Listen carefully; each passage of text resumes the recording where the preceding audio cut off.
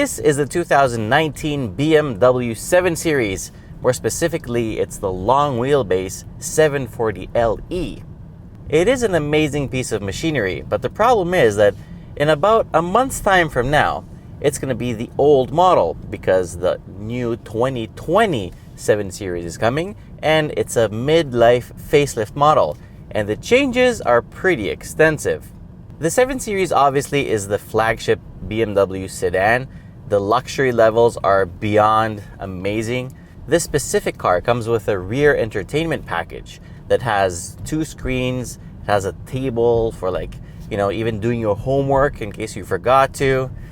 Obviously, this car is for an executive that will spend an equal amount of time in the driver's seat as in the rear passenger seat. I can imagine a lawyer or a real estate agent, somebody that drives to work and then meets a driver there and then gets driven around all day, and then at the end of the day goes back at the driver's seat and then goes home. Obviously, for your children, it's completely overkill. Now, the BMW 7 Series is available currently for the 2019 model year in a 740LE, and a 750, and a 760. The 740LE comes with a 2-liter 4-cylinder paired with an electric motor, and together the combined output is 329 horsepower. The car definitely feels fast, but for 2020, they're going to replace the 4-cylinder with a B58 6-cylinder. So the inline 3-liter is going to produce more power, so it's going to go up to a total of 394. That's going to be pretty cool. The 7 Series is a really good looking car. It offers a very spacious trunk, maybe not in the plug-in hybrid models, but the rest of them have a really good boot. It's extremely impressive, the technology. You get gesture control. In this model, you have the iDrive version 6, which probably is my favorite because the 7 gets a little bit too complicated.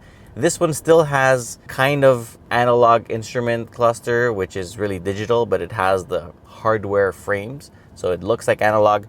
The new one is going to be totally digital, the live cockpit. You get suede roof liner. You get seats that are adjustable in 1,000 ways, and they're so comfortable.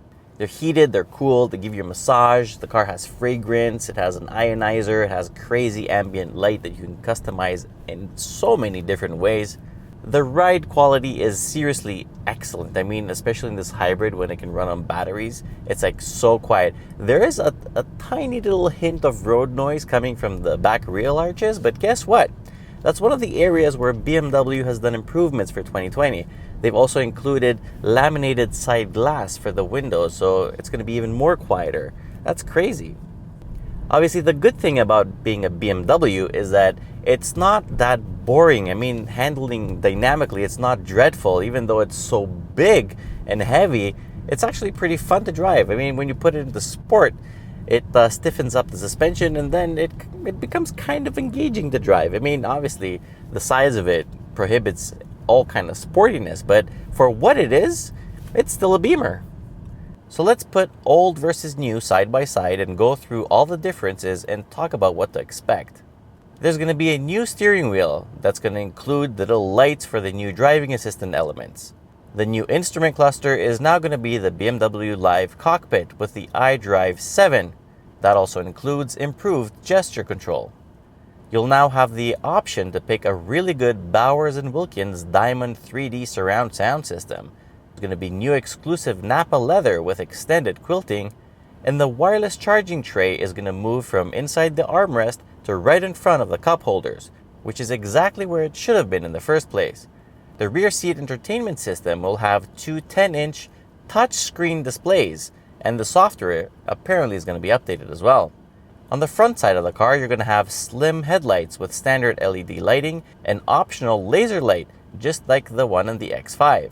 If you clip on the top right-hand corner of your screen, you can watch that review. There's going to be a new single-piece kidney grille that is 40% larger, even though in pictures it looks like it's going to be about 345% larger. The new bumper design will have chrome edges and larger trim surfaces, and the new hood is going to have new, sharper sculpted contour lines. And guess what? A larger BMW badge, just in case you couldn't see the old one. The taillights are going to get that 3D styling from the 3 Series, and they're going to look much nicer. And the rear end changes are also going to include new tailpipe design. As we mentioned earlier, new thicker laminated glass is expected on the side windows, and there's going to be improved sound insulation for the rear wheel arches.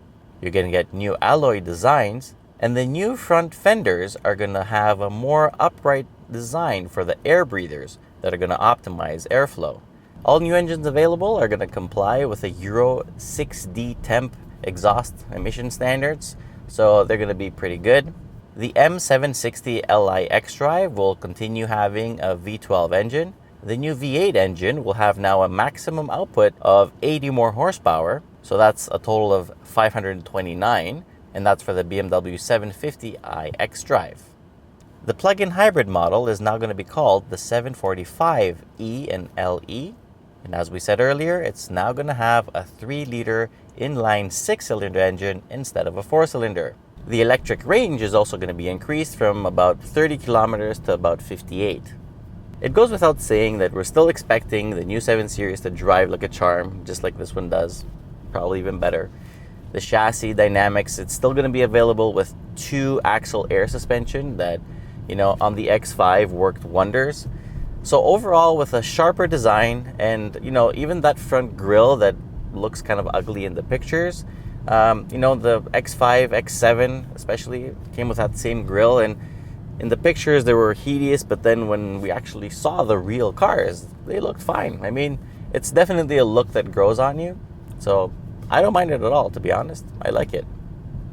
Last but not least, prices are expected to stay within the same range. I mean, right now it's between 117 or so thousand Canadian dollars. And the top of the line is about 150. Prices should stay within that range, but we'll know more when the cars actually arrive in Canada. Obviously, once the cars land in Canada, we're going to do our best to get one and do a full review on a 2020 7 Series. So please remember to subscribe and press the little bell to get notified every time we upload a new video.